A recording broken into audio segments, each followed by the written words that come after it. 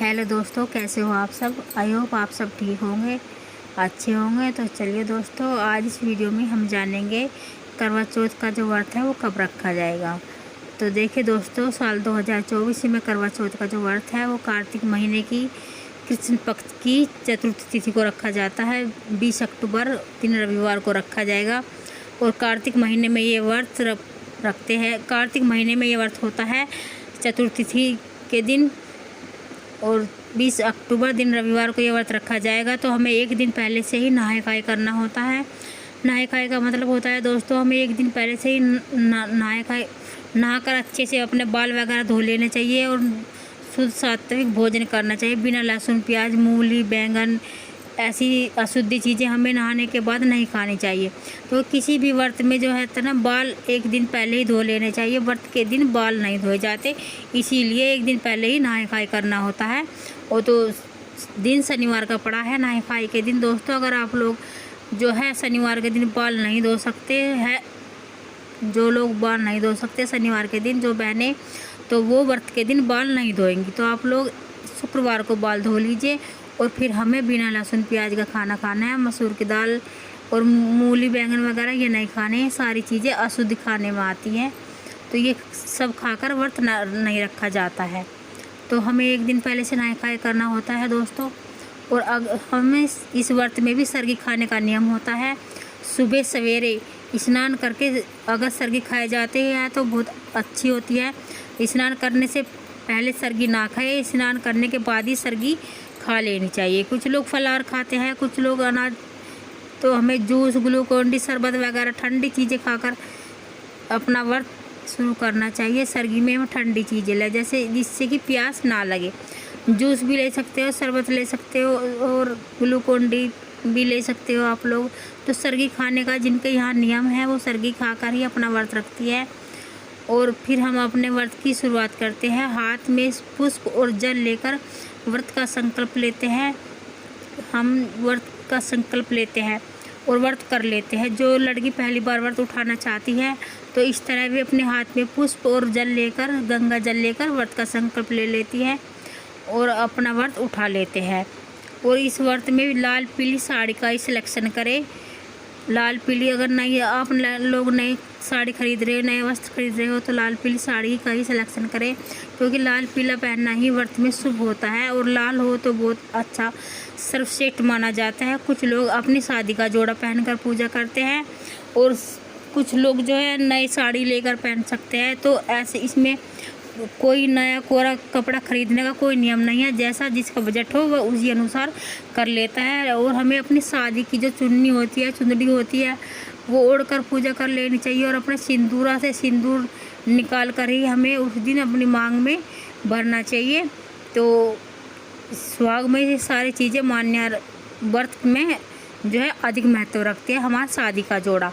और अगर हम कहीं तीर्थ स्थल पर जाते हैं तो हमें वहाँ से अपने लिए सिंदूर और बिंदी का पत्ता ज़रूर लेकर आनी चाहिए दोस्तों। और जैसे कि बढ़ता जाएगा तो बढ़ने दो, तो सिंदूर हमें हर जगह से खरीद कर ज़रूर लाना चाहिए अगर हम तीर्थ स्थल पर जाते हैं।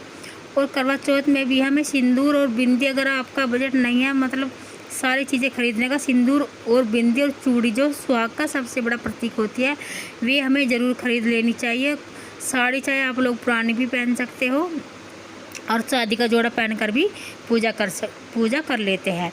और इस व्रत में चंद्रमा को अर्घ देने का विशेष महत्व है दोस्तों।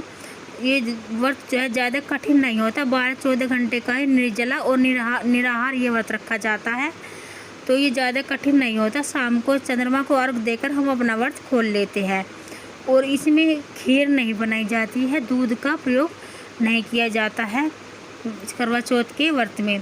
और जो चीज़ हमारे पास, जैसे हमारी चलनी हो गई, जिसे आपकी भाषा में जो भी कहा जाता है, अगर आपकी वो छलनी अच्छी कंडीशन में है तो आप लोग उसे रहने दीजिए। और अगर जो मतलब जंग लग गया, पुरानी हो गई है, टूट गई है, तो हमें वो दूसरी खरीद लेनी चाहिए। और करवा माता का जो फ़ोटो होता है, अगर वो हमारा अच्छा होता है, सही कंडीशन में होता है, तो वो भी हमें नया खरीदने की कोई ज़रूरत नहीं है। और एक जैसे कि दोस्तों 20 अक्टूबर दिन रविवार को ये व्रत रखा जाएगा। करवा चौथ का जो व्रत है वो रविवार के दिन पड़ा है। तो हमें जो मिट्टी के जो बर्तन होते हैं, करवे होते हैं मिट्टी के, भी हमें उस दिन नहीं खरीदने चाहिए। एक दिन पहले से ही हमें ये करवे खरीद लेने चाहिए, क्योंकि मिट्टी के जो बर्तन हैं वो रविवार के दिन, रविवार और मंगल में नहीं खरीदे जाते हैं। तो कुछ लोग गुलगुले चीज़ से भरते हैं, कुछ लोग ड्राई फ्रूट से करवे भरते हैं, और कुछ लोग चीनी से भरते हैं, कुछ लोग गेहूँ से भरते हैं। एक करवा गेहूँ से भरते हैं और एक करवा पानी से भरते हैं, जिससे हम चंद्रमा को अर्घ देते हैं।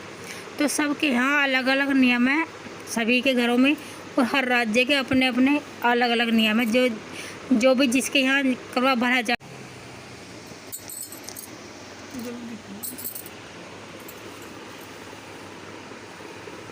तो दोस्तों गुलगुली मीठी चीज़ों से भी करवा भरा जाता है और गेहूँ से भी भरा जाता है। जिसके यहाँ जैसा नियम है आप अपने नियम के अनुसार ही अपना व्रत कीजिएगा।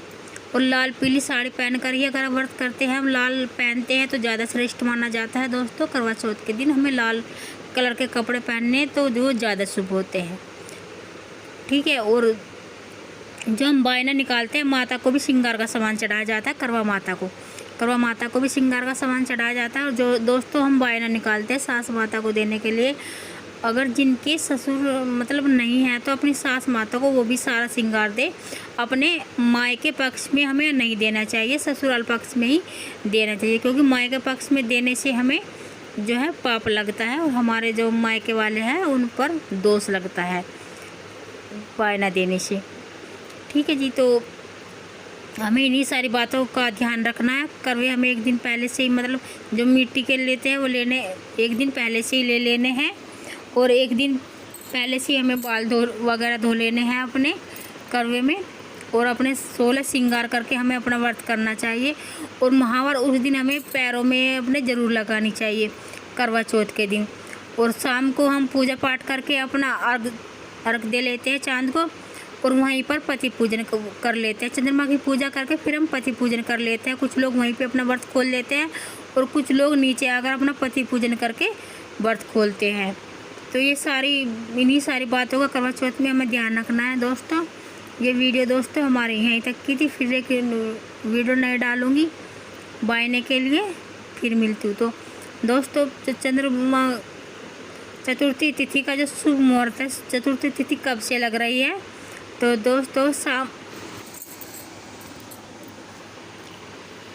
दोस्तों हमें इन्हीं सारी बातों को करवा चौथ के व्रत में नियम का, धर्म का पालन करना होता है। नहाय खाए एक दिन पहले करना होता है, और हमें शुद्ध सात्विक भोजन करना होता है।